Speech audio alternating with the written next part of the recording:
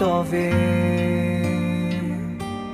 גם בשעות החשוכות של הלילה תמיד יהיה כוכב קטן שיעיר לך את עצמך, את הדרך הביתה. תמיד זה הכי חשוך לפני הזריחה. מיליון רכבות דוהרות עד אוסטרליה, מחפש רחוק את מה שנמצא לך מתחת לאף. כל מכשול זה מדליה, קם ונופל אבל בדרך שלך.